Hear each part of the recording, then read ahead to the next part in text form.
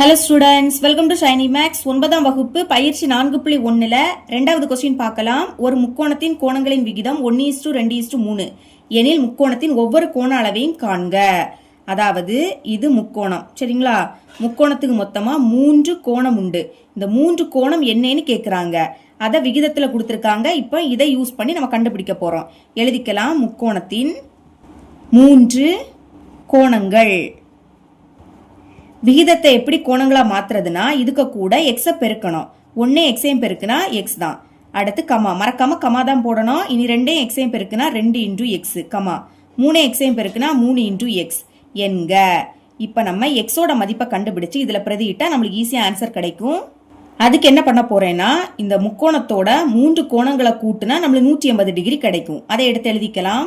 அதை தான் எடுத்து எழுதியிருக்கேன். முக்கோணத்தின் 3 கோணங்களின் கூடுதல் = 180 டிகிரி. இப்ப இந்த 3 கோண அளவையும் கூட்டிடலாமா? ஃபர்ஸ்ட் எக்ஸ் இருக்கு, கூட்டுறதுனால நடுவில் கூட்டல், அடுத்து 2x கூட்டல், அடுத்து 3x, அந்த சைடு 180 டிகிரியை லாஸ்ட் எழுதிக்கலாம். இப்போ எக்ஸ் முன்னாடி எதுவும் இல்லாட்டா 1 இருக்குன்னு அர்த்தம். முதல் முன்னாடி உள்ள நம்பரை கூட்டுங்க. 1 2 கூட்டினா 3, 3 கூட 3 கூட்டினா 6, அடுத்த 3ல எக்ஸ் இருக்கு. அப்ப எக்ஸை ஒரு வாட்டி எழுதிக்கலாம். இந்த சைடு 180, எக்ஸ் தானே கண்டுபிடிக்கணும், எக்ஸை மட்டும் வச்சுக்கோங்க. இங்க 180 இருக்கு, 6 இங்க பெருக்கல்ல இருக்கு. சமத்துக்கு அந்த பக்கம் போச்சுன்னா வகுத்தல மாறும். அப்ப பைக்கு கீழே 6 எழுதிக்கலாம். இப்ப இது 6 வாய்ப்படி கேன்சல் ஆகும். 1 6 6, 3 6 18, பாக்கி ஒரு 0. அப்ப எக்ஸோட மதிப்பு என்ன கிடைக்குது? 30.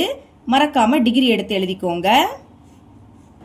இப்ப நம்ம எக்ஸோட மதிப்பு கண்டுபிடிச்சாச்சு. அதை இங்க பிரதியிடலாம். அதுக்கு ஃபர்ஸ்ட் நான் அதை அப்படியே எடுத்து எழுதிக்கிட்டேன்.